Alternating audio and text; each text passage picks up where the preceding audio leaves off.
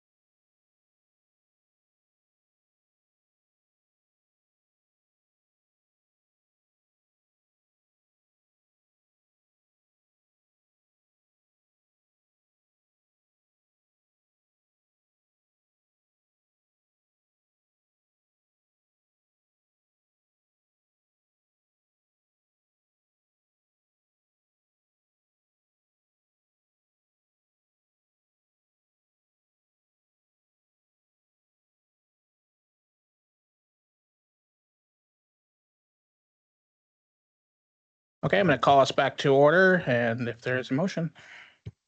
I move to adjust the city manager salary as allowed pursuant to section X3 of the employment agreement in the same percentage as the annual cost of living adjustment provided to non-represented staff as calculated from January 1st.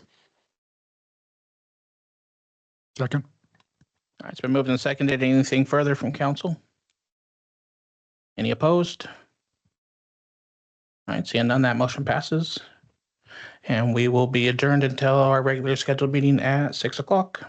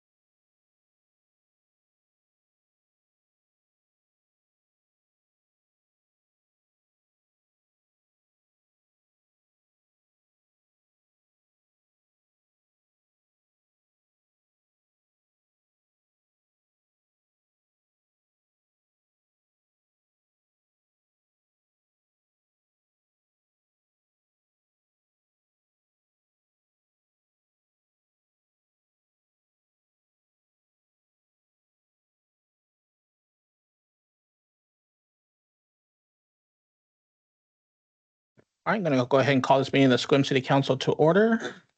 Our first order is the Pledge of Allegiance led by Boy Scout Troop 90.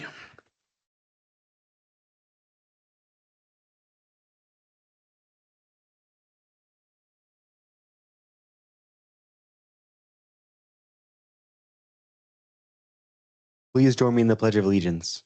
I pledge allegiance to the flag of the United States of America and to the republic for which it stands, one nation, under God, indivisible, with liberty and justice for all.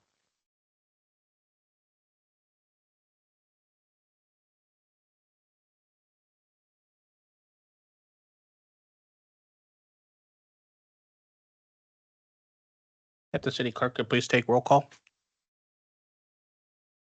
Counselor Kelly Berger. Here. Counselor Dan Butler. Here. Counselor Vicky Lowe. Present. Deputy Mayor Rachel Anderson. Present. Mayor Brandon Janice. Present. Counselor Harmony Rudder. Here. And Counselor Nicole Hartman. Here.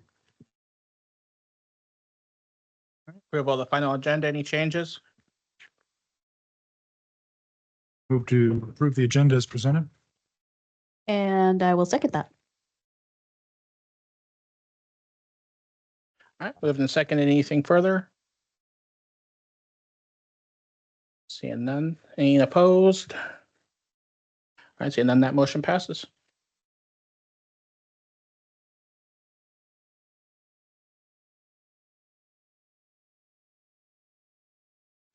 All right, item 5, ceremonial. This is for Boy Scout Troop 90. Whereas Scout Troop 90, formerly 490 and 1490, was the first Boy Scout troop of America troop chartered in Sequim, Washington, under the leadership of T.W. Bundy at the Episcopal Methodist Church and established in 1925. And whereas the mission of Scouting America is to prepare youth to make ethical and moral choices and to prepare youth for a life of impact and purpose by teaching the values of the Scout Oath and Law. And whereas the success of Troop 90 is attributed to many hours of selfless volunteerism by a long list of leaders and community organizations whose generosity has helped shape the lives of many youth. And whereas Troop 90 has guided 93 scouts to the rank of Eagle, and whereas Troop 90 will continue to make a difference in the lives of Sequim youth and the community, and whereas Sequim's youth, young people, are a precious resource, and scouting in Sequim has had a strong positive influence on our young people. And now, therefore, I, Brandon Janice, Mayor of the City of Sequim, on behalf of the City Council, hereby proclaim 2025 the centennial anniversary of Boy Scout Troop 90, signed on the 24th day of February, 2025.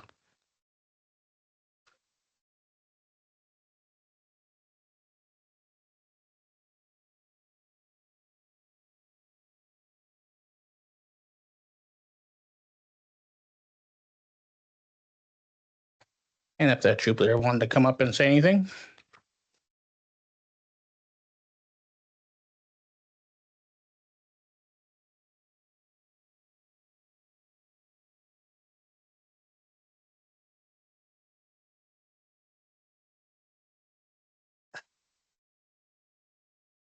On behalf of all the scouts going back to 1925, we want to thank you for recognizing the importance of scouting to the community as well as to the young people that have been a part of that organization.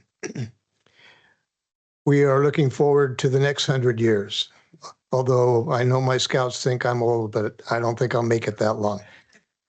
So, but again, thank you for recognizing these young men as well as scouting in general. And our goal is to continue to help the community in the way that we have, and possibly even we have other ideas that we can love to talk to any of you at some point. So thank you very much.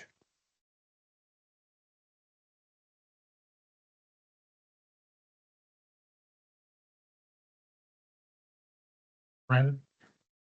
I'm curious. If I was more familiar, I might know from tie colors or other insignia, but is there anybody in the troop now that's on track for Eagle this year?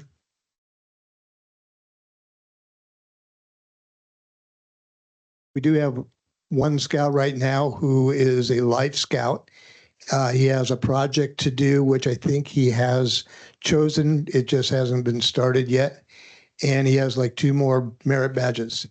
The very first Eagle Scout for Troop of 490 was Angus Hay back in 1927. The last Eagle for Troop 90, just this last year, December of 2024, was Fred Cameron. And so there are, like was mentioned, 93 others, or 93, including those 2. And we hope to get over 100 within the next couple of years. Great. I hope you'll give us a chance to celebrate his accomplishment if it happens this year. Thank you.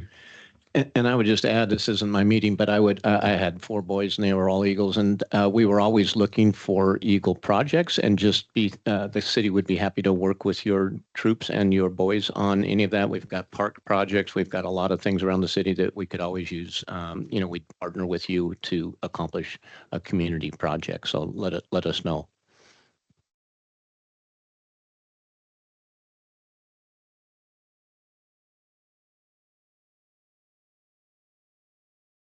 And I just want to thank Susan for bringing forward the idea of the proclamation, and thank all of you for coming here tonight.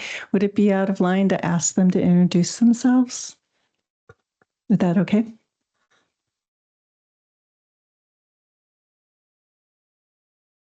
Hello, my name is Caden Dazinski. My name is Warren Nichols. My name is Marcus Byrne. I'm a tenderfoot, and I've been in Scouts for 3 years. My name is Rivers Maynard. I'm Bryson Gore. I'm Grady Pinnell. I'm Aiden Johnstead. I'm Grayson Pinnell. I'm Braden Baratel. I'm Paul Sprague, Unit Commissioner. Thank you.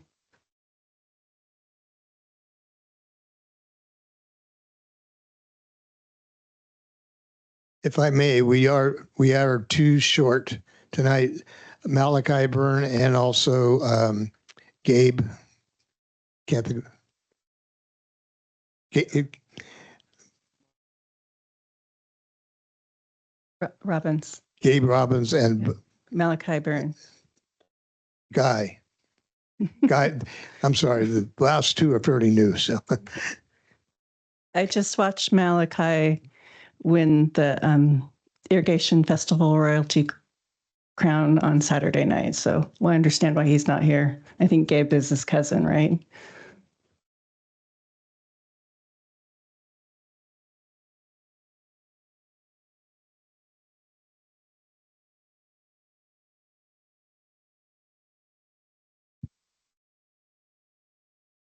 All right. Thank you everyone again for coming.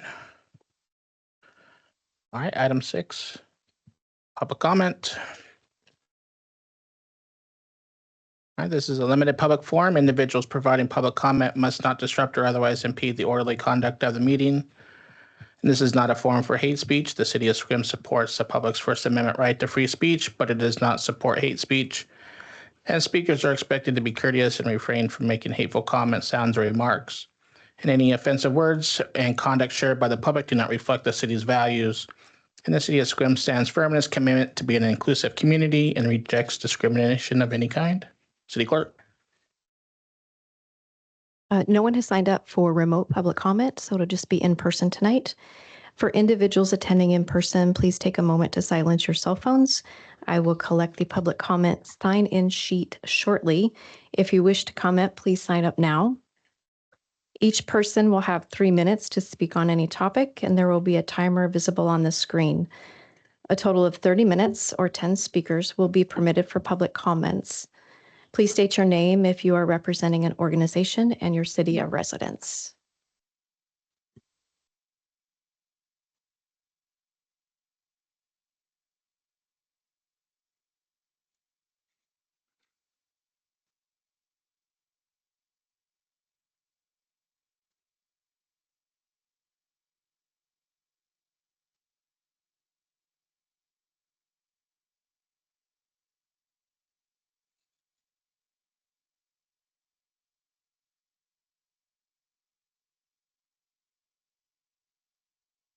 Our first speaker for tonight is Susan Griffin.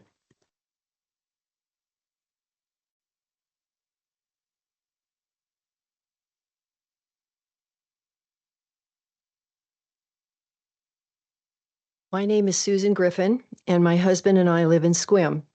We're here tonight to request that the City of Sequim discontinue all commercial fireworks within the city limits, including at Carrie Blake Park and the water reuse demonstration facility, due to pollution, fire danger, and disruption and injury to the eagles, waterfowl, birds, and other wildlife that live in and around the lakes at Carrie Blake Park.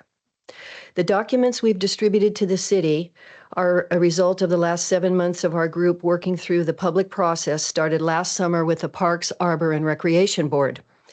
I'd like to acknowledge the support of people present here tonight, including my husband, whose contribution to this effort has been significant. I'd like to thank the county commissioner for being here tonight and for his support, and also residents, neighbors, and board members of various state, local, and nonprofit organizations for their efforts to bring this information to City Council tonight. We would like to inform City Council that as a result of our research on this issue, we have discovered some apparent violations of 2 federal statutes in place to protect eagles and migratory birds. A summary of these statutes, maps, and activities that constitute a violation of each act is included in the packet before council this evening. Last year, a young gosling was found dead in a pile of feathers the morning after the 4th of July fireworks show at the park. The City of Sequim website has listed climate change as number 5 on your list of priorities for 2025. Rising temperatures and drier vegetation are concerns with climate change. In years past, fires have been sparked by falling debris onto the vegetation at the park during the fireworks shows, increasing the risk of wildfires in our community. Those fires had to be extinguished by the on-site water tender. We asked council members to review the documents distributed to the city over the last 7 months and tonight, and to review the credentials of the people and organizations who have come forward as supporters with specialties in environmental protection and animal cruelty investigations, among others.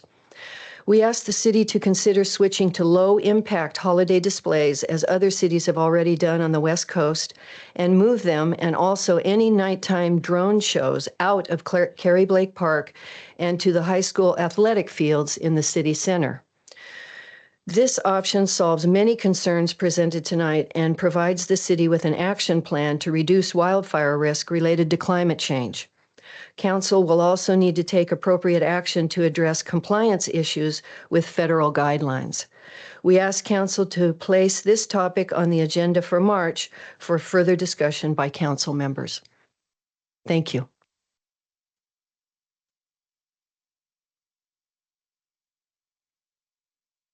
Jamie Porter.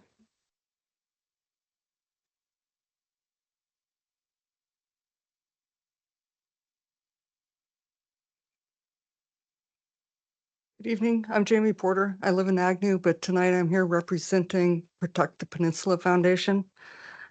First, I'm going to start by reading the letter that we sent. Protect the Peninsula's Future wishes to express its support for discontinuing the holiday fireworks and drone show display at Carrie Blake Park. PPF has been in existence since 1973, one of the longest environmental nonprofits in Washington state. Our main foci are on the North Olympic Peninsula and natural resources and public health issues. For decades, we have engaged with the City of Sequim as advocates for the environment. PPF initiated and won through legal actions that Sequim City's wastewater treatment plant be tertiary and limit emitting sewage into Sequim Bay. PPF also initiated the city to move from a mayoral system to a city manager system. PPF ensured protection for wildlife in West Sequim Bay by the John Wayne Marina. And PPF also initiated and ensured that the Jamestown Squalum tribe sewage be sent to the city's wastewater treatment plant. In 2019, the city gave an award to PPF's leader, Dr. Eloise Kalin, for her leadership, especially with her wastewater treatment plant work. PPF is concerned about the pollution and wildlife and public health impacts from commercial fireworks. These fireworks contain harmful chemicals such as cadmium that once exploded affect those in the audience and move beyond the park into close neighborhoods and beyond. The noise in and of itself is disruptive to pets and nearby residents, specifically those who are affected by PTSD. We must be cognizant of dry weather and the fireworks risk of fire danger. This has occurred at Carrie Lake Park, and of course, there was the event at the 2024 Honolulu, Hawaii New Year's Eve event that killed 3 people and injured over 30 spectators. We support drone shows, replace firework displays, and moving the events to a site that does not contain and attract wildlife that large crowds would disturb. Oh my gosh, I've only got 30 seconds left. It's important that we celebrate holidays and special events. We recognize that. We just encourage the city council to consider less toxic and less dangerous ways to celebrate those events. Thank you.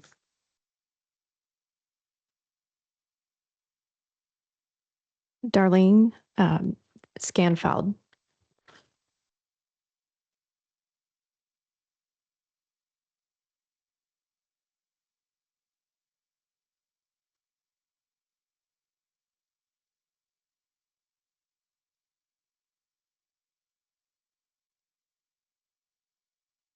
Can I lower this? Good evening. My name is Darlene Shanfold, and I'm here to represent the Sierra Club North Olympic Group that has about 1,200 members. We cover Jefferson and Clallam County. Sierra Club is a federally recognized nonprofit, and on behalf of them, I am here tonight to support Susan, and I want to thank Susan and her husband for the amazing coalition work that she's done. I'm very impressed. So we do support not having fireworks at the park because of the noise, because of the pollution. And I have submitted, you probably have my handout that I turned in earlier. There's a whole page of contaminants that are emitted when these fireworks go off. And cumulatively, they're trouble. They're trouble for the animals, they're trouble for the neighborhood. And they don't just stay where they're emitted. When they go up in the air, they move around and around to different communities. So we do support moving the event somewhere else and having drones. Drones don't need to be expensive. Of course, it's the amount of the size of the show you want. So it can be modest. It doesn't have to be an expensive proposition. So we hope that you will entertain this and maybe have us back next month, put it on your agenda, and that we can have a deeper discussion about this and hopefully see this move to a more appropriate place where the noise will not be, even from the crowds, upsetting neighborhoods. Thank you very much.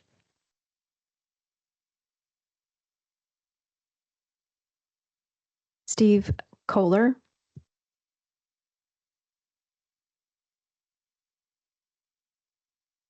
Good evening, and thank you very much for giving me the opportunity to speak. I'm Steve Kohler. I'm on the board of Olympic Environmental Council, which is a 501c3 organization in Washington State that's been actively protecting communities and wildlife and around here for over 35 years. I and my family have lived at 80 Percy. We live at 80 Percy Lane and have lived at a Sequim address for 40 years.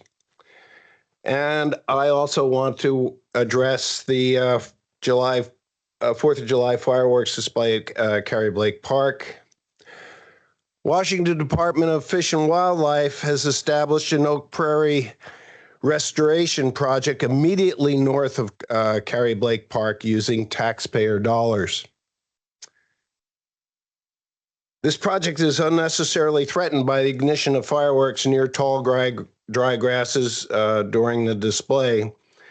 And there's at least one active bald eagle nest just north of that, okay? And it's threatened by the display.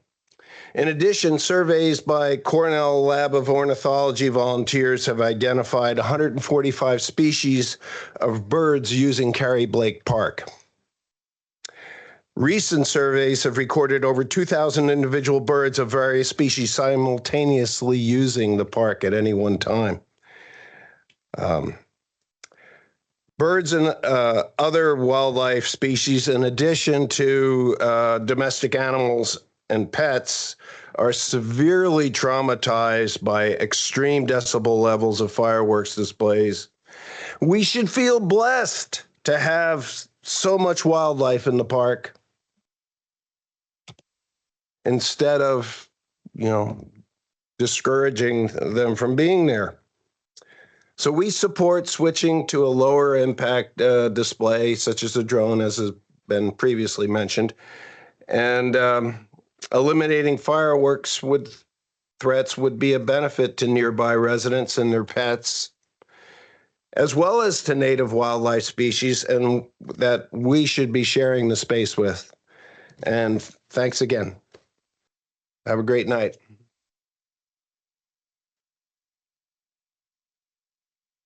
Joyce Volmut.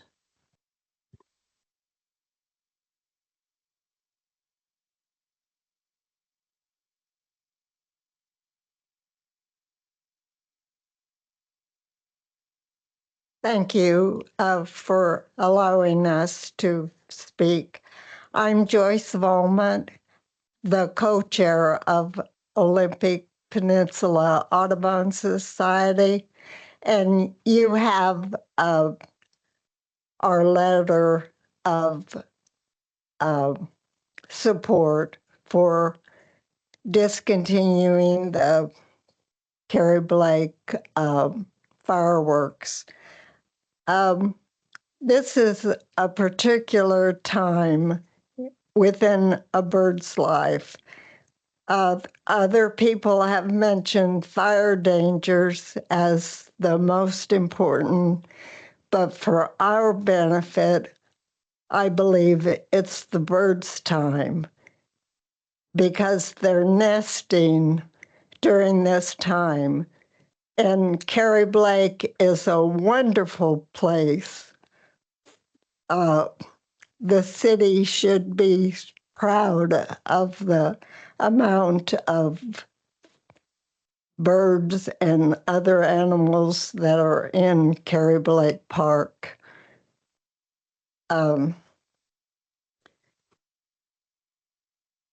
We're actually opposed to the drone show for this period of time because light and noise pollution actually interferes with nesting.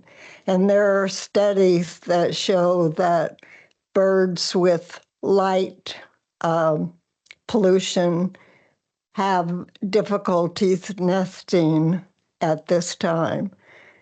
And so I thank you, and we'll be back at your next session if you allow this as an agenda item.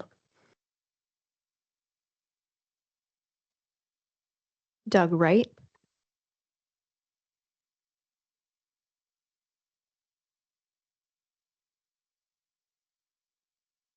Good evening. Haven't seen y'all for a while.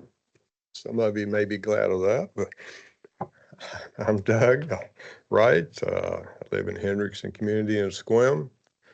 It's good to see everybody healthy from what I hear about things around the state, the flu and everything, and we're getting flooded out. So I'm had to swim home. Now, long time ago, about 4 months. Of course, I'm old, that was a long time ago. I know you guys discussed Bellingham's junk fee ordinance, chapter 6.19. Excuse my ignorance if I've missed it. I haven't heard anything about that since. So I'm just going out on a limb here, asking you to hopefully, if it's not on the front burner, to move it from the back burner to the front burner and see if we can't get something going on it. And like I said, stop me if you've already done it, but I do miss things. But what I haven't missed is the legislature who's trying to stop you from doing these kind of things. There's at least 2 bills that I'm aware of that would stop you. It's Senate Bill 5661 and Senate Bill 5678. They received a huge negative response from the voters, about 7-1 in opposition to these bills, but who knows what the government will do. Hopefully they're dead in place. I'm not sure if there were more going on, but either way, some people want to remove local control and take it over by the state. I would hope that you could kick something in gear and get something done.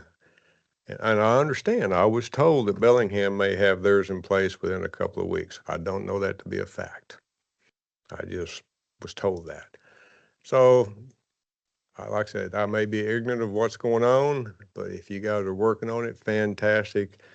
If it's kind of on the back burner, see if you can kind of nudge it towards the high BTU and see if we can get something going on this to help people out. Other than that, you're going to get wet going home, it looks like. Thank you very much. And that concludes public comment. All right. Is there a second for a 5-minute recess? I will second that. All right. Everybody okay with that? All right, we'll take a 5-minute recess till 6:32. We are at recess.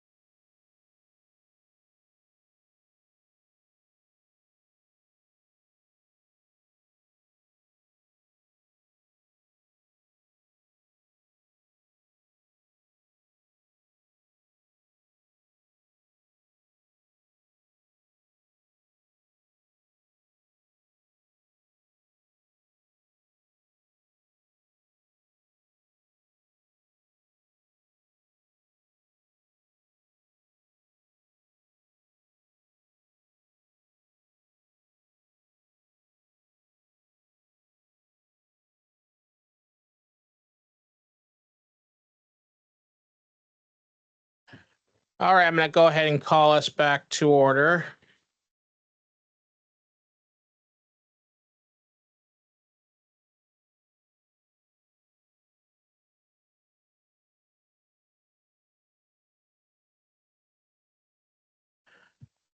All right, move on to item 7, our second public comment, this one specifically for renaming of the Sequim Skate Park. And we'll go ahead and turn it over to City Clerk. No one has signed up for remote or in-person public comment for this topic.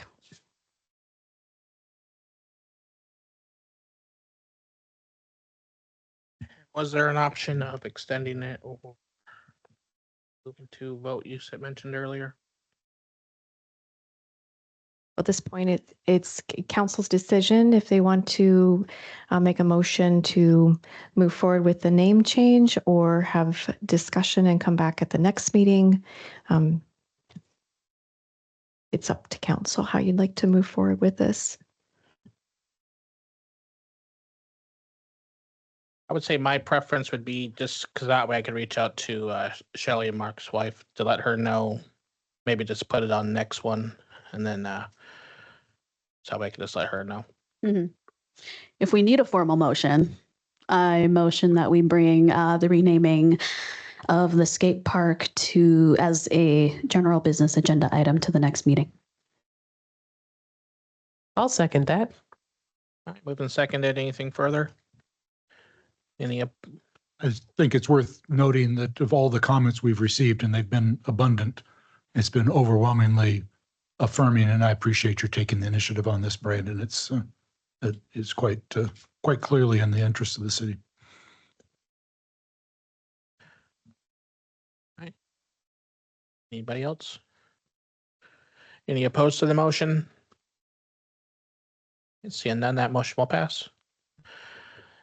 No public hearings tonight. Item 9, consent agenda. City Clerk. Items on tonight's consent agenda are claim vouchers totaling $1,400,595.05. City Council meeting minutes for February 6, 2025 and February 10th, 2025. Comprehensive Safety Action Plan, Vision Zero Resolution, 2025 AC Watermain and Sewer Manhole Replacement Project, recommendation to award. The West Spruce Street Parking Lot, recommendation to award. And SMC 3.78 Bonding Code Amendment Correction, and that's an ordinance. SMC amendments regarding city clerk duties and functions. And the Sequim Arts Commission appointments, a resolution. Heather, could I ask you to read 9A again? Claim vouchers totaling $1,004,595.05. Thank you. Thanks. Move to accept the consent agenda as presented. And I second that. Moved and seconded. Anything further from council? Any opposed? All right, seeing none, that motion will pass. All right, item 10, general business. First item, Municipal Code 20.01.140, public notice posting code amendment. This is the first touch. Christina. Thank you, Mayor and Council.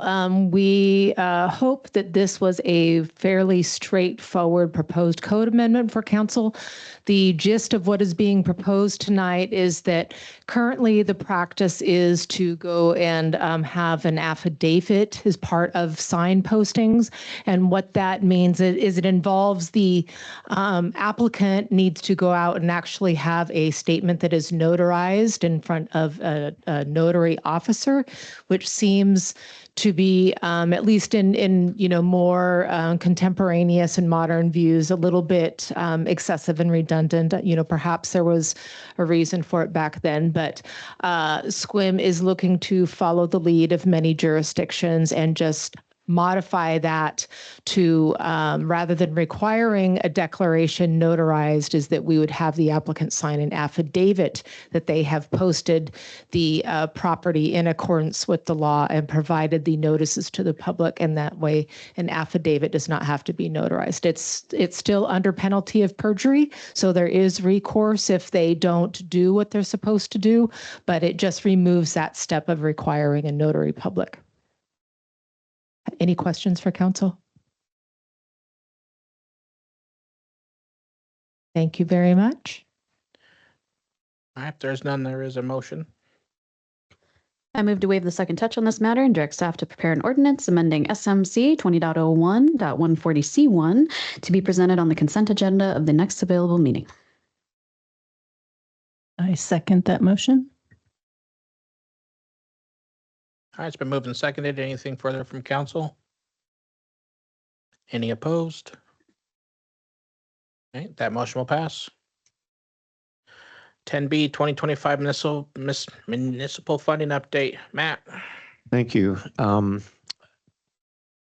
Mary's also here because she kind of manages the municipal grant program, and I'm just referring, looking over the cover sheet that we put together for council on this. It really is a basic request. Aaron, do you want to, maybe you can give them the background on this, but it's, you'll see under the recommended actions that we're looking for some direction. Why don't you give them some background on that, if you would, please? Thanks. So our municipal funding program has been available to our residents since 2020, with the first awards being in 2021. And as far as we knew, these awards were without any kind of question. But when we had an award that the request was strictly for staff, we started wondering if that was compliant with state regulations. And what we found with researching our CWs was that the laws were very vague around this topic. And so we as staff couldn't determine if it was okay or not okay. However, something that we were able to find through research done by MRSC is that municipal funds may not go to support an organization, but may go to support an organization's project or program. And if that project or program includes staff time, we would have to track that staff time and what time they spent working on that project or program. So that is going to be an adjustment to how our current municipal funding program is currently laid out. And those are the policy decisions that we're looking to council to provide. And the reason we bring this to you tonight, council, is that we are in the 6 months window where from January to June, entities can request municipal funding. So we're almost 2 months, almost 3 months into this thing. And we just want to be really clear in our guidelines and in our application so that when they submit a budget, they know how you feel about their budget. And we'll have plenty of time to work with them and to make adjustments if we get guidance from you tonight. So that's what we're looking for, is just to help the process come budget time. Yeah, I think some further implications are the majority of our municipal funding applicants are currently using municipal funds for administrative costs as we've defined in the cover letter.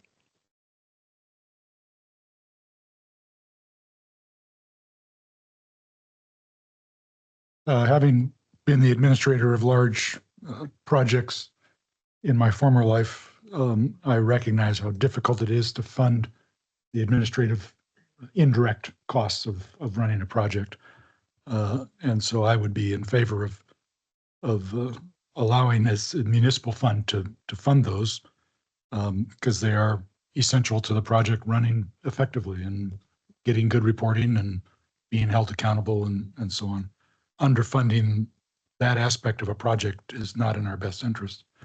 And 10% is probably, in today's economy, is probably inadequate. So of the options you presented, I would be interested in your third option. Well, and you can adjust. These are just recommendations. If you wanted to go up to some ceiling, feel welcome to. We probably should have left that question mark. Yeah.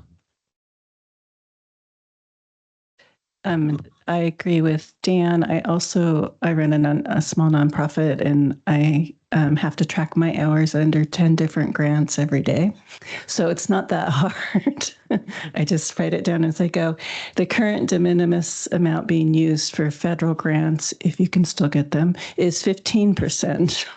Just an FYI. And it is very difficult to get funding for the actual salaries. And if everybody just pays for programs, how is an organization supposed to pay for their staff? So I've thought about this a lot. Just a personal preference is that if I am funding somebody's services, I would prefer that all of the funding goes to those services. However, you can't provide services without that admin cost, right? And so I really appreciate what you guys said, and I would be open to option number 2, but changing the 10% to the 15%. And I would also like to hear from the rest of council. Oh, sorry. I also wanted to add that 15%, I'd prefer it to be of 15% of the total funding. So as an example, if a organization that we are funding for their services is doing like 3 different projects, and they say, well, we did 15% of our administrative costs for 3 of those, I would prefer that it would be 15% of the total funding. So not like per project. I hope that makes per sense. application. Yeah. Okay.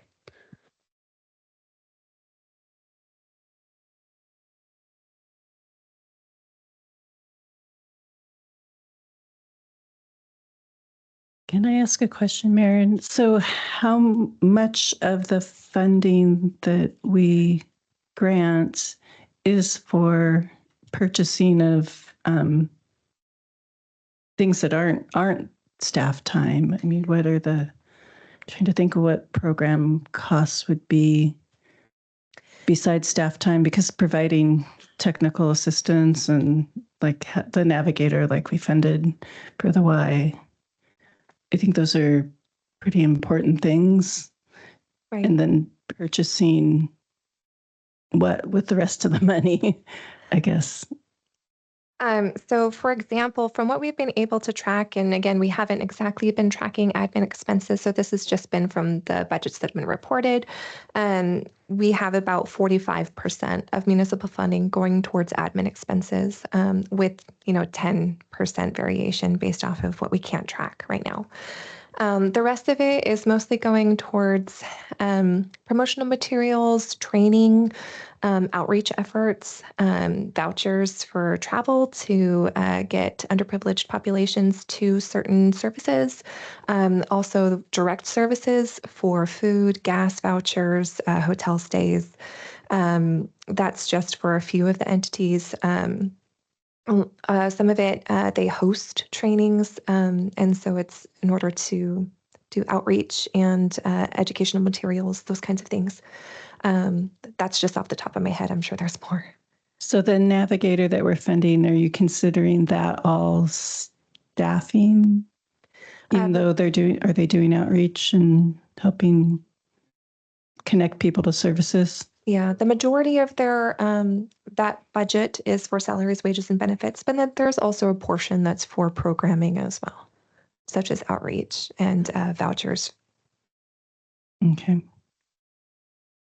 And I would, those are great questions, Vicki. And I would encourage council to drill down on that if you want to, or because, you pay for a nurse or you pay for a navigator. I mean, they're providing services. It's, other things, other missions and non-for-profits are medical supplies or food or, particular entities, but other services have to be provided by a professional. So is it a definition problem then? Well, we're looking to you so we can tell the applicants what how to submit their application. So there's clarity and we haven't really bumped into an audit issue yet, which we're pleased to report, but we don't want to. Because that's what I would say. If it's a definition issue of what you considered, administrative expenses of salaries, wage, and benefits, if you're considering, like I said, a nurse in that, compared to somebody that, just sits behind a desk type of numbers, then there's two completely different, examples there. Yeah, and I'm with you. We've had this discussion at nauseum to differentiate that, but that's why we're bringing it to you. Yes. And are the words administrative expensive, is that part of a municipal code? Is that why we're using that? Because I think the proper terminology is indirect expenses. So again, staff has gone back and forth all kinds of different ways. What we have settled on for a definition, which of course council is free to change, administrative expenses staff defines as salaries, wages, and benefits, including associated overhead costs, meaning rent, equipment, utilities, the like. That's really helpful. Thanks for the question. And Brandon, thanks for your bringing that up. I didn't twig to the administrative expenses versus indirect costs, but I think in the grant world, indirect costs would perhaps be more helpful. Because if the project is to hire a navigator, then that's the project. And if their salary is included in administrative expenses, that's, that really bumps that number up. So, right. Yeah. We had a discussion between direct service providing and administrative costs, but we couldn't find anything to support that definition, which again is the need for the policy decision. I suggest looking under 2 CFR Part 200, where they have a definition of indirect costs. Those that have been incurred for common or joint objectives and cannot be readily identified with a particular final cost objective.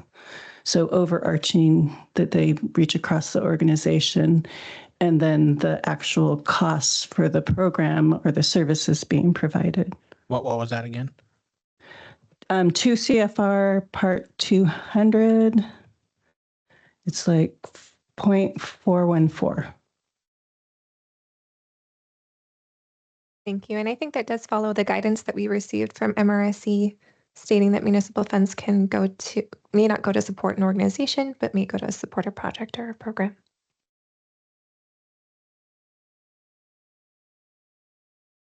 to move the conversation along, if we settle on that definition of direct and indirect costs, then a 15% cap would make sense. If we can't settle on that, then I would rather have it be your option 3, where we're not restricting it. If we're not going to put the work into defining it on the part of the applicant, then I'm not interested in trying to restrict it. If we put the work into defining it, then 15% seems right. Thank you. We are asking all of our applicants to submit itemized budgets for this municipal funding season, so we will know exactly what they're requesting for.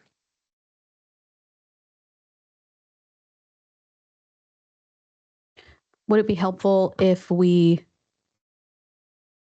I guess helpful for everybody, council and staff, if we, one, come to a consensus on what next step should be, but I'm also wondering, should we give staff direction, like say, we want it to be defined as that indirect costs, and then bring it back to us at the next meeting for us to approve, or and also talk about that like 15% funding if you want to, or does council feel confident to make a decision this evening? Are you under any time constraint? So applications are due June 15th, and I do need to update our guidelines in our application and post those to the website. And then I was going to host a webinar walking applicants through the new guidelines and application process, because we're offering online applications this year. And then I wanted to give opportunity for applicants to meet with me to make sure that their application meets our guidelines and to walk them through any questions. So a little bit of a timeline, but we could certainly stretch it out at council meeting if that's needed. 2 weeks won't matter at this point. Mm-hmm.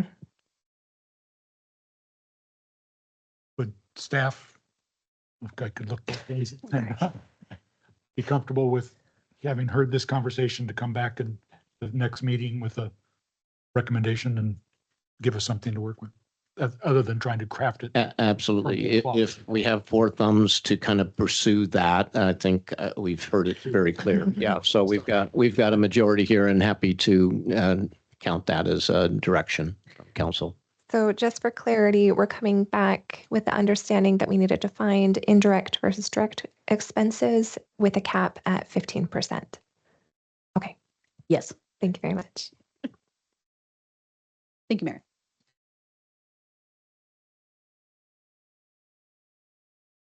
And just wanting to clarify, that is enough guidance for staff.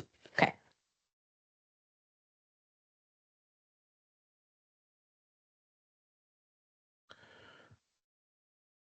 All right, item 11, Youth Liaison.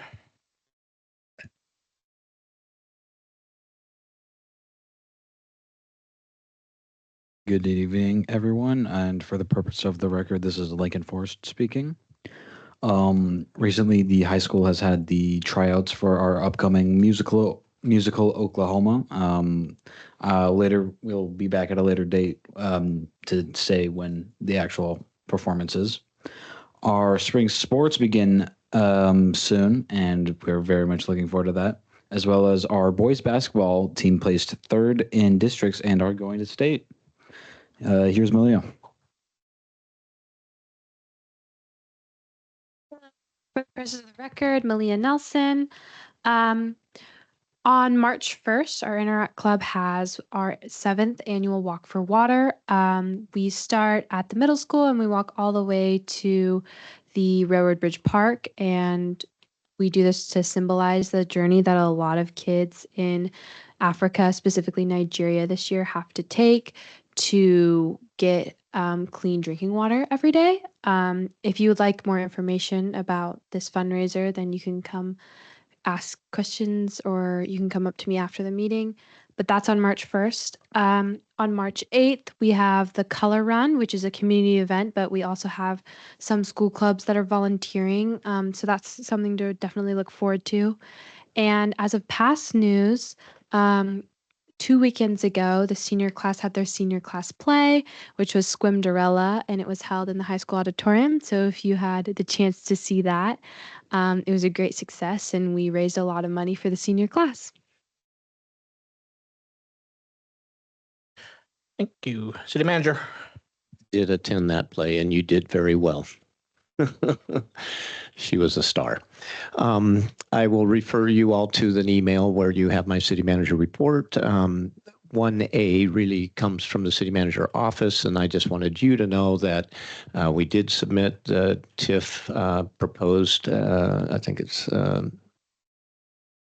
project analysis per their statute and per all the components that you added. So that is in the 90 days is at least the clock's ticking. However, it's very clear that this is still work in progress, not just because we're waiting for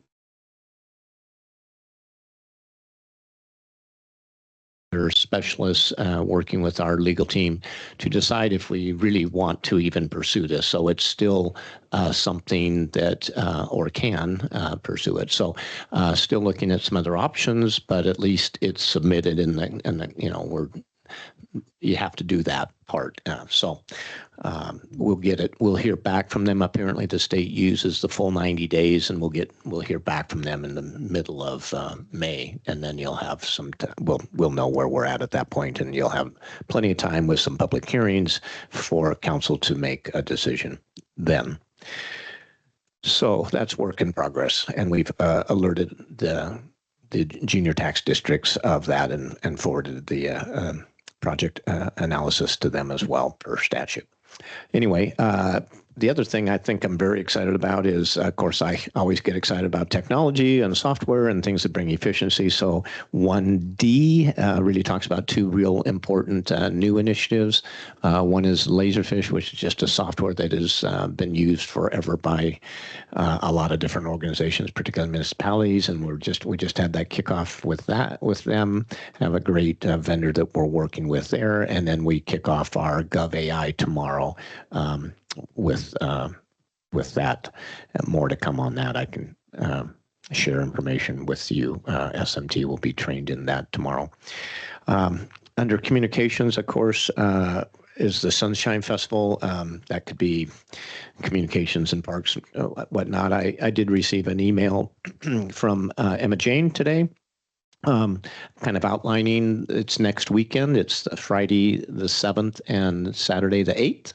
So hopefully that's on your calendar. It kicks off here at the Civic Center Plaza Friday night at 5 o'clock with an opening ceremonies. I think the mayor's going to have some remarks and whatnot there. And then the next day, of course, things get kicked off at Carrie Blake with the Sun Fun Color Run at 11 o'clock. And then you've got a whole day with the drone show later that night. We have over 300 customized configurations. They've just been really generous to us this year. So, and they always are. So anyway, and then there's the Sunshine After Dark, which is kind of a new event as well. So anyway, I'm always reminded that you're welcome to participate by assisting at the guest booth. That's really for council and for staff. So feel welcome to talk to EJ or me, and we'll get you signed up for whatever shift you want to work. Other than that, yeah, there's just a lot of details in the city manager report, which I probably just won't repeat here. Really feel good about prioritizing some IT projects. We have over 116 projects that Oleg has gone around and talked to all the staff of all the leadership at all the departments. And so we're prioritizing that and putting a budget to that. We've kind of felt that that lack of leadership in getting some of our IT initiatives forward. So very excited to be back on track with that. Police department stays busy with many meetings and oral boards and annual reports. So any questions from any of you regarding anything on that report? Happy to answer. I just had a question about Laserfish. You've had that for some time. So is this a... Yeah, so that's good catch.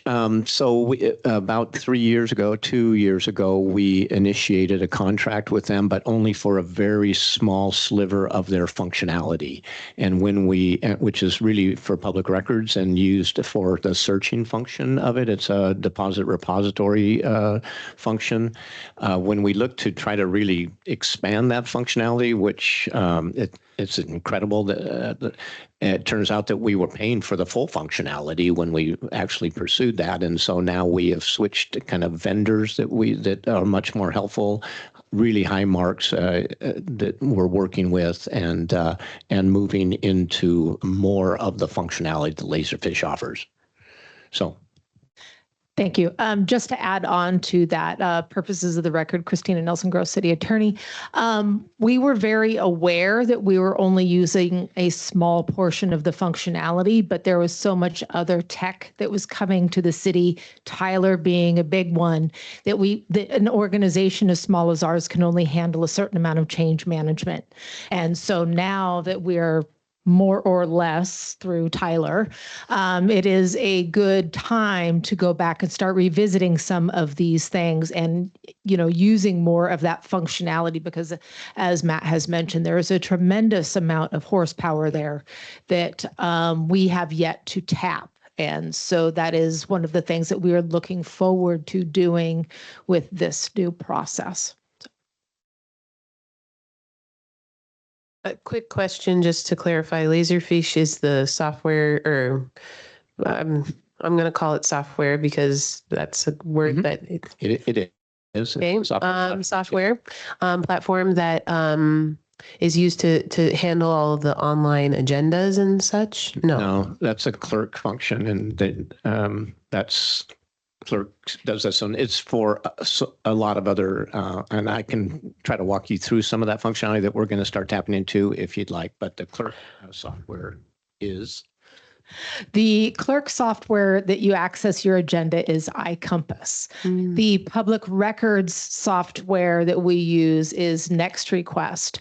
And the Laserfiche component that we are using is where we have all of the council meeting minutes and packets that we have in our possession all the way back to 1914. All the way back to all the way back to 1914, Planning Commission minutes and agendas. All of those things are available on the public portal, and we're working on getting additional records in there. But that was our primary purpose for using Laserfiche, because we were also adopting a bunch of other software at that same time. It's the so there's the Compass one, iCompass. iCompass is for the current agendas, and then Laserfiche is for the backups. Right. Thank you. Sort of, more or less. A repository for searching function. Yes. Thanks for asking. I love that you're interested. We're really excited about both these new softwares. They're really going to bring some efficiency to the city. All right, anything else? If not, council reports. Thank you, Brandon, and thank you especially to Heather for distributing the memo I wrote over the weekend. Too late to get it into the packet after the agenda meeting, but just pursuing our commitment to providing these reports in writing, to give you a little bit of a heads up. So I printed out some, distributed that if you haven't had a chance to see the email, since today was kind of a busy day. And I've also distributed these brochures and cards as well to back this up. But I was adjacent to my responsibilities for the Homelessness Task Force, was privileged to attend an interfaith group this month called Sequim Cares. They meet monthly, coordinate a variety of efforts, and collaborate on issues of nutrition, shelter, mental health, and substance abuse. And I've been aware of this group for quite some time, but had never attended a meeting. Was very impressed with this sort of fly below the radar group of 15 to 20 people representing a variety of churches, and as well as other interfaith groups. They provide meaningful, valuable services to our community. The session that I attended last week had a presentation by a program that was a collaboration between Peninsula Behavioral Health and Reflections. And that's what these brochures are about. And I would appreciate an opportunity perhaps to schedule a 30-minute work session sometime down the road for council to hear their presentation, just to increase our awareness of the complexities of the social and economic issues that the less visible members of our community struggle with, as well as the services that are available to engage those who are more vulnerable. So thank you. Just wanting to clarify, when we talk about it in agenda planning at some point, is 30 minutes, that's enough time? They would take as much time as we give them. I think if we limited them 30 minutes, they'd make good use of it. Okay. Okay. Thank you. I didn't want to ask too much. You're right. I'm definitely open to this and supportive, especially in coming out of the one of the public comments from last council meeting regarding the Sequim warming center, and then just also in connection to an experience I had after that meeting. Just noticing that indeed the warming center doesn't open until 9 p.m., which is really late. And it's already, below freezing for several hours before that happens. So I'm definitely interested in learning more about the the resources that are already being worked on in the community. And I thank you, Councillor Butler, for bringing this forward. I'm also really supportive of a work session. I think a lot of our job is gathering data and gathering information and becoming educated so that we can help educate the public on so many things. And so, yeah, I'm interested in having a work session and hearing their presentation. If you're open to 45 minutes, we'd take it.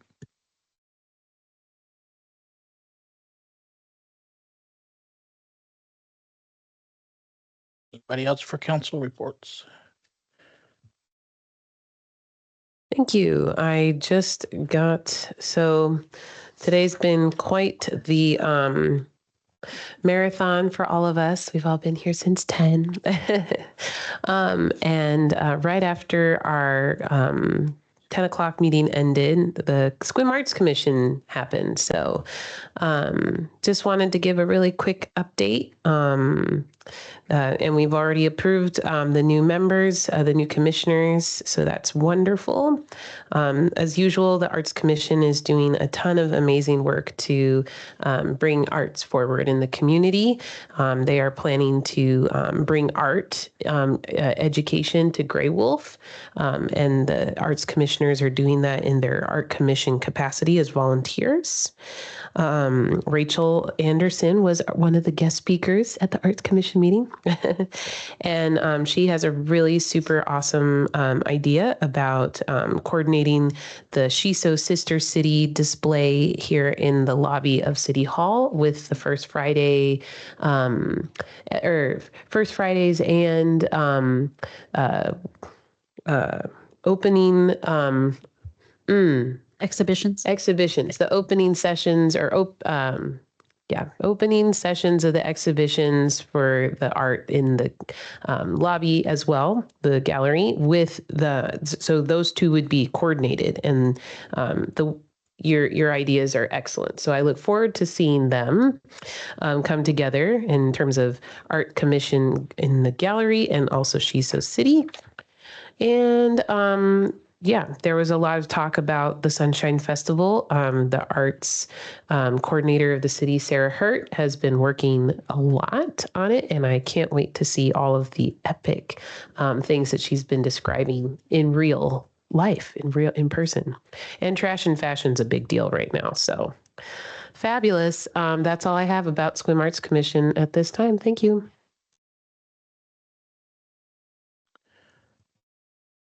All right. Open council discussion, 12A, council committee assignments. Looks like we got a couple to replace that Kathy was on, including healing clinic and transit board that we need to replace. Quick question about the healing center. I don't know if Heather wanted to bring it up or not. Bring up the schedule. I didn't. Okay. So while she's doing that, I was curious because under Healing Center Community Advisory Committee, Kathy was on that one. But my question is, what day of the quarter do they meet so that I can see if I'm available?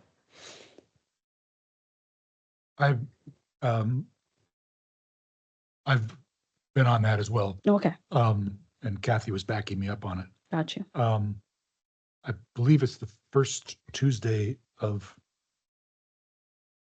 the third month after the last meeting. I'm just quickly looking at my calendar, see if I can find that. Gotcha. Okay. Thank you. Is that, Matt also attends that. Does that ring a bell, Matt, the frequency of the Healing Clinic Advisory Board? Yeah, it's quarterly, and I believe it's a Tuesday.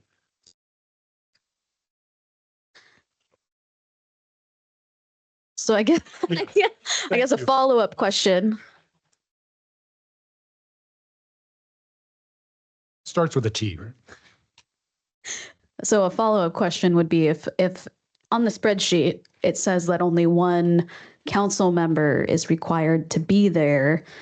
And if Matt, if you typically go to those anyway, do we need to replace Kathy's position on there? Because it doesn't say and alternate. So that's why I'm asking. I wasn't here when that came down as part of the hearing examiner or whatnot. I thought there was very clear, specific designees that needed to be on that committee, and I'm not in charge of it. I just attend it, but I thought a council member was included. Do you remember? Thank you. So the city manager is correct that the hearing examiner decision had some very explicit attendee requirements at that time. And as I recall, but I reserve the right to be wrong, as I recall, the hearings examiner's criteria was for 3 years, right? That the that was also part of the tribe paying for the navigator that was used. So 3 years, it has been a whirlwind, but 3 years has already passed. And so what staff can do is we can go back and revisit that decision, because I find it, I would find it difficult to believe that a hearing examiner would create a perpetual committee assignment, if that makes sense. So if you'd like staff to look into that and report back at the next council meeting, we're certainly able to do that. I would really appreciate that. I see a couple of other You're nods. correct. It's Thursdays, not Tuesdays. It's the other T. And to your comment, regardless of what the conclusion is on requirements, I think it really is in council's best interest to have somebody committed to attending those meetings. It's an important resource for our city and community. So, Okay, so I guess we need, right, at least 4 for staff to find out information and bring that back. So I'm 1. Is anybody else interested in? Just get Nobody. information. Okay. I intend to continue. Right, but I was just wondering, because if number required, it says 1, but Kathy was on it. So my question is, like, do we have to fill that position if does that make sense? If you're able to attend them, like, it doesn't say 1 and an alternate. Right.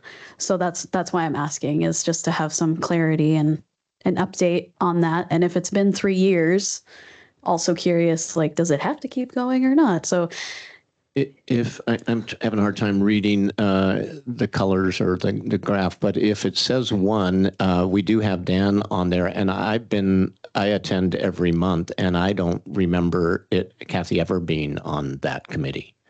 So it hasn't been vacated with her leaving. Dan has been very consistent. So. Alrighty.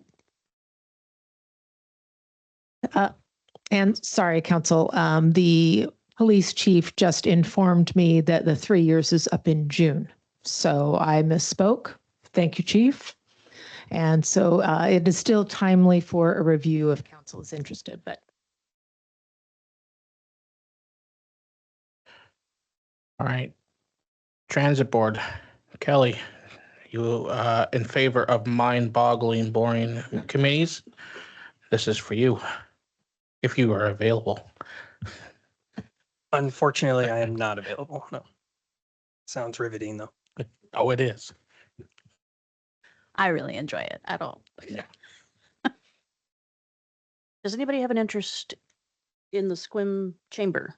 Because I feel like when I'm online there, I'm kind of could be representing either or, and it gets confusing. So, and it does have a Zoom component, so you don't have to go in person. Which one was that? The chamber? Yeah. Let me check my calendar.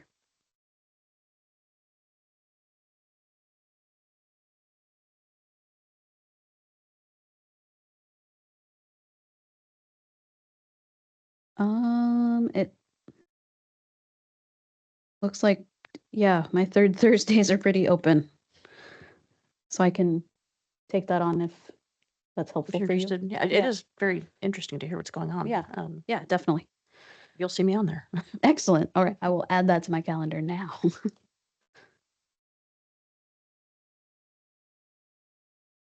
I may. Are we still trying to fill the transit board? It would be nice, yeah, because like I said, I cannot attend those. Okay. And we're required to have 2 SQUIM representatives plus an alternate. So one, we need to fill that open, 1 representative slot. Okay. When we're done talking about the transit board, I'd like to talk about the Marine Resource Committee.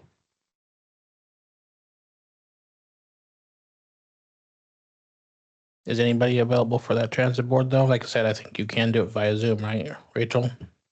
Oh yeah, I do Zoom every meeting for that. Yeah. Did you say you can do it by Zoom? Mm-hmm.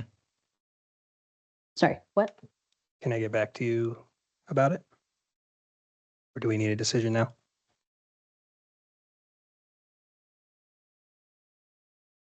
I think maybe if you get, well, I was gonna say, if you could get back to us by email, but that doesn't really I don't help think us. it's going to work. It says approve any you. member who can't regularly attend scheduled meetings should be replaced. Mhm. That's a very real possibility for me, so I'm out.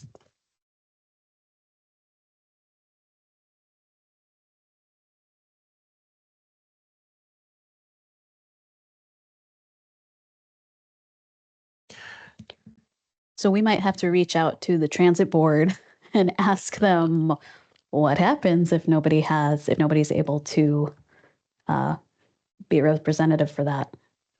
Yeah, we can do that. Okay. All right, Harmony. So I was wondering if Kelly, you were interested in being active in the Marine Resource Committee. I think it would dovetail with your background, if I'm not mistaken. You've worked in marine science. Yeah, that's correct. I would be interested in that. That looks like a time that I can make work as well. That would be great. I am very grateful that Megan has been participating, and I've endeavored to make it to the Marine Resource Committee meetings, but I haven't made it to every single one. So it would be, I would love to offer it to you so that you could be more engaged and help us be a better informed of what's going on. A lot of it is very well, not uber scientific to the point where I'm not able to follow, but it is, there's a lot. Someone with your background would get a lot more out of it, I think. So thank you.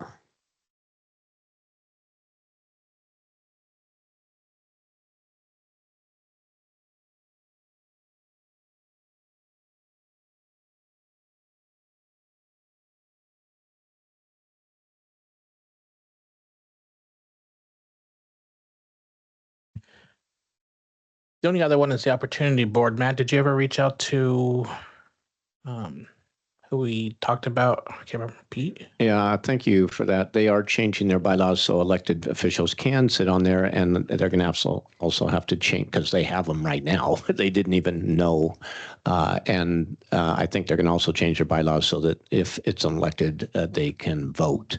And because otherwise, the way it's written right now, they lose their opportunity to have a say in the process.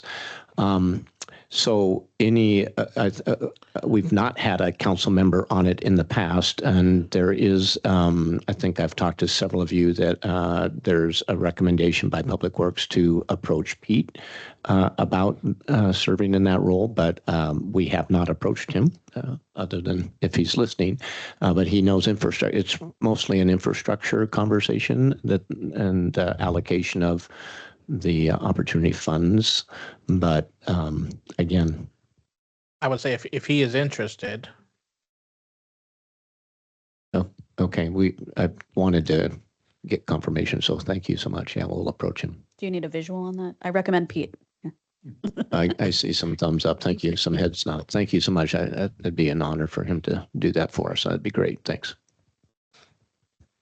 Council, I'm noticing that the Clallam County Economic Development Council is highlighted on this list. Is that something that needs our attention at this time? I think nobody took that on, and I said I would be honored to do that. I've been attending that. We have a meeting Wednesday, board meeting this week. But if, I know them and I'm happy to continue serving there. But if any of you wanted to assume that, I would be very comfortable with handing that over. It's also optional council participation, but I'll look at my calendar.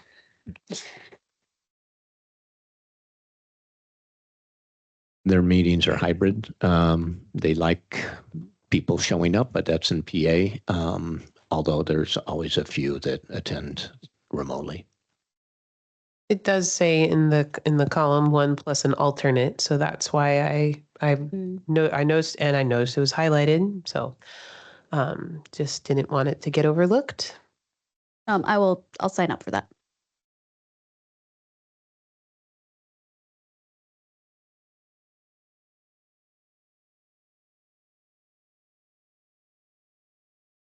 So does that mean that, just for clarifying, so you guys are going to coordinate in terms of who's going, or, well, maybe y'all figure it out and report back to us? I'll commit to that. I've already put it in my calendar. But totally go if you want to go also. I'm committing. Yeah, let's just, we can talk to Colleen tomorrow or whatever and just see if she wants both of us, or if I should drop off, whatever. Okay. That'd be great.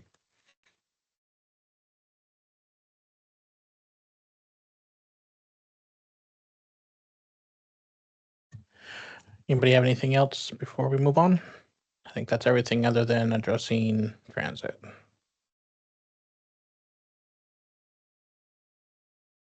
All right. You talking about 12A or just an open council discussion? 12A. Yeah. All right, 12B. We certainly heard of a really well organized presentation from the community regarding the fireworks display. So it kind of leaves some questions out that I think we'd be remiss to not address. A couple of questions that I wrote down for staff and for you specifically, Matt. Are we already in contract? I would expect we are for a display on the 4th. We are. I think they've paid at least half of the down payment. Is Hannah's here and she has nodding yes. So this year is I think significant cost to us canceling at this point. Yes. Yeah. That's not necessarily a reason not to, but it's just a data point. And then I just wonder if it's new information regarding the federal guidelines on the Eagles, if there is something there that we are at risk of being in violation of, and our guidelines, not statutes. Yeah, that was new to me. Do you have have you heard anything, Hannah? That's new to me. So we'd have to feels like that'd be worth look into that. Yeah, worth looking into just to make sure that we're not in violation now that we're aware of it. Okay, thank you. Yes.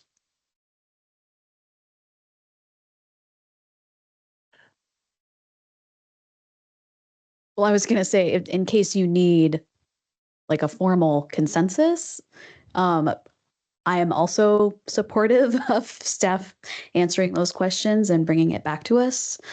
Finding out alternatives, pros and cons. Matt just sent out an email. Sounds like you're referring to the document I sent you all, right. But it was just this weekend, I believe. I forwarded you a lot of work or some work that's been done specifically using those exact words: alternatives, pros and cons, just the history of how it came to be, the cost compared to drones. A lot of that has been provided. But whether you want a work session, I don't know what, or more discussion, but. Parks is the one that put those documents together for you, and they could, if you want to put it on future agenda. Right, and I just wanted to make sure council had enough time to review all the information that we have received, including those 2 questions that Dan asked. Also, if you could bring it back as an agenda item at the next meeting. I don't know if you want a formal motion or consensus. What works better for you? I'm looking at Christina. Usually we get 4 thumbs up or something like that, some majority to pursue that, but I think so. And it sounds like the community is interested in the dialogue rather than the one-way public comment situation. So if that's what you're asking for, we're happy to pursue those. Okay. I'm definitely in favor. I think that we need to have this discussion at as part of a city council meeting so that the public can understand the nuance and the various issues and how things have been considered and all the alternatives that are being researched, and just so everyone can have all the facts. Perfect. Was that 1, 2, 3? Is there a fourth? Cool. Yeah. Okay, just wanted to make sure you had. And we'll make sure it's on your agenda so that the public know, and that's kind of what they were asking for. So I figured you'd move that way. Thank you, Matt. If it helps, I believe the reference to the Eagle Protection Act is the words, whoever within the United States or any place subject to the jurisdiction thereof without being permitted to do so as provided in this subchapter shall knowingly or with wanton disregard for the consequences, and I think that's where we fall, of his act, take, possess, sell, purchase, barter, offer to sell, purchase, or barter, transport, export, import, a whole bunch of stuff, an eagle alive or dead or any parts, nest, or eggs thereof. So I don't know that it technically applies to the show, but it'd be a stretch.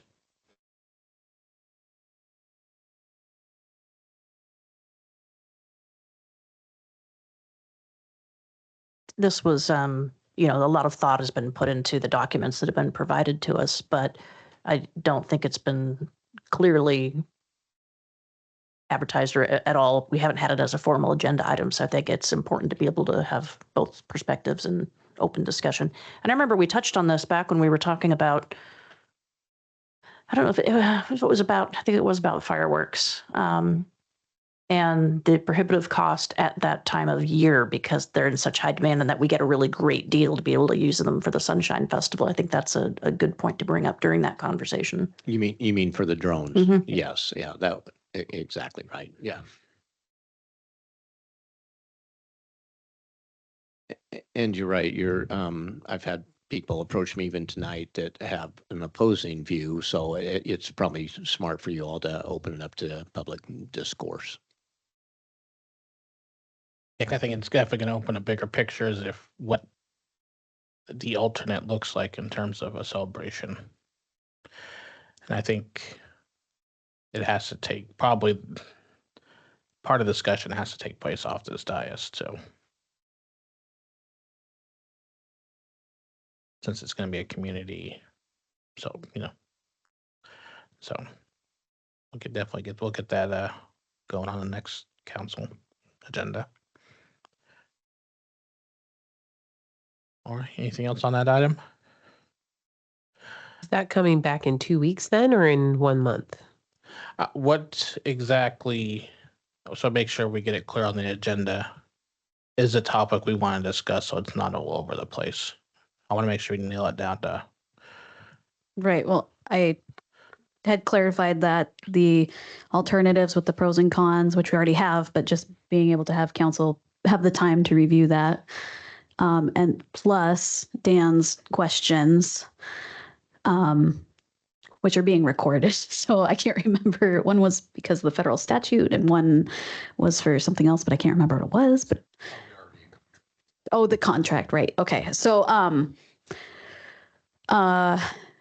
but then I think I also said to bring it back to the next meeting. That way it gives council enough time. I think 2 weeks is enough time to be able to review all the information and also for staff to bring back the answer to the federal statute question. Am I answering a question? The Eagle Protection Act, yeah. We'll look into that. Mm-hmm. So if we could, Parks is a little busy with the Sunshine Festival, they would prefer doing it in a month instead of 2 weeks from now. Okay, I'm supportive of, what would that be, a second meeting in March? Yes. Yes, okay. That'd be great. I'm supportive. Thank you. I am also supportive of that, but just the thought crosses my mind that if we're going to make any changes or do anything differently, we're going to be 1 month later into everything. And how much more will we have paid for the fireworks of this year, and how much more will it cost to try and cancel a fireworks show if we're going to cancel one at all? I just wanted to say that thought out loud because I think that it's important to recognize that.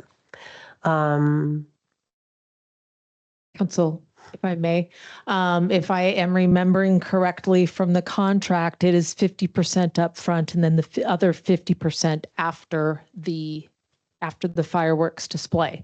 So the money that is already sunk is already sunk. And so waiting another month is not going to cause additional costs to the city. Thank you. I appreciate that, Christina. You're I really do. Okay. Sounds good. How about I'm interested. Let's bring this back in a month. I should add that if we do decide to make any sort of a change, whether it's location or just whether or not to have it, implementing that a year from now would align with the ban on the sale of fireworks within the city limits, since we were, the timing of that decision means that we're going to have one more season of sale of fireworks within the city limits, and then that would all dovetail. That's a good point. Thank you for that reminder.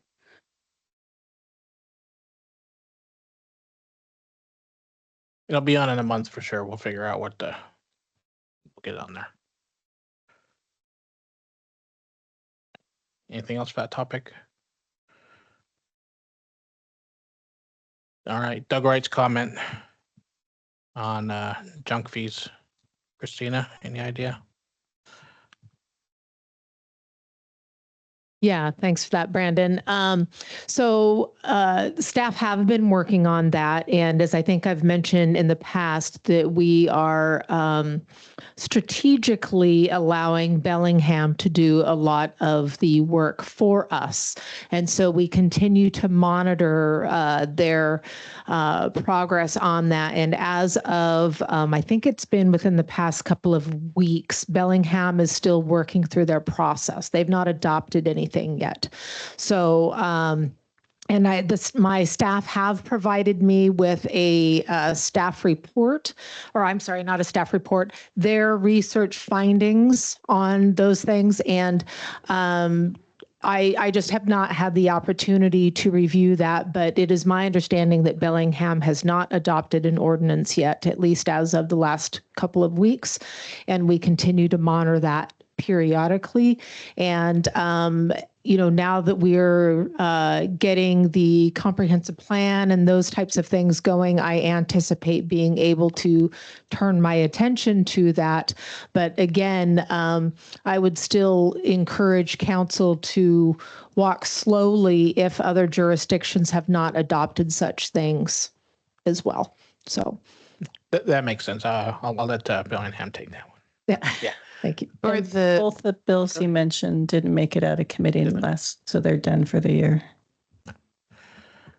Yeah, it makes sense to let Bellingham. We'll take. For the benefit of those in the audience, could you expand on what Doug Wright and Bellingham are working on, or what he referred to and what the city of Bellingham is working on? I can try. So the city, and this was for purposes of the public, this was something that kind of came out of the same discussions that were being had with the manufactured home overlay and some of the fees and increases and other things like that people were finding themselves in. And what came to the attention of the council was that a lot of times in these lease agreements, there would be contract amendments for various things. And this was on the heels of the Biden administration's effort to address junk fees and other things of that nature. And the Bellingham City Council had made an attempt to address these so-called junk fees in their own jurisdiction, absent any type of federal legislation. What I can remember from reviewing what Bellingham has done was that there was considerable discussion about what that means, right? Because typically when cities adopt ordinances, that usually implies that there is some type of enforcement mechanism. And so what would that enforcement mechanism look like for a city? And if Bellingham were to pursue that, it would probably most certainly be a new line of business in which the city would somehow be having registrations and a complaint system and all of those other times for what are typically strictly private contractual agreements between others. So the reason why council and myself are wanting to walk this a little bit slowly is because we're actually kind of unsure of what those long-term legal ramifications may be when local governments try to intervene to such a degree on contractual agreements. That said, there's a variety of ways in which the state legislature has already done that through other provisions of the Landlord-Tenant Act, but I don't know what that would look like for a city, particularly a small city such as the city of Sequim. I don't know what that would look like. So is that adequate, Harmony? Okay, thank you. Thank you, Christina.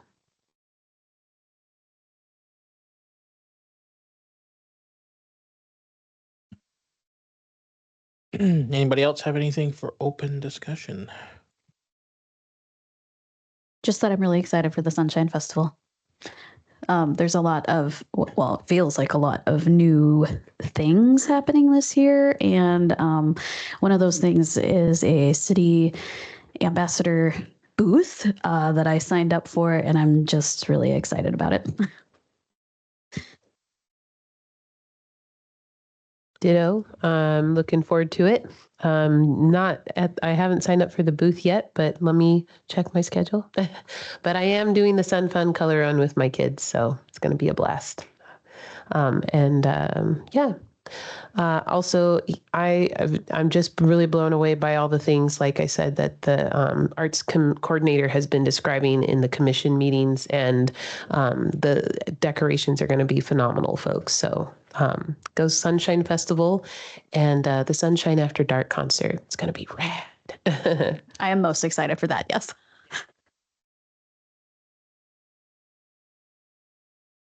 All right, anybody want to attend the March 4th agenda meeting at 2 p.m.? I'll be there.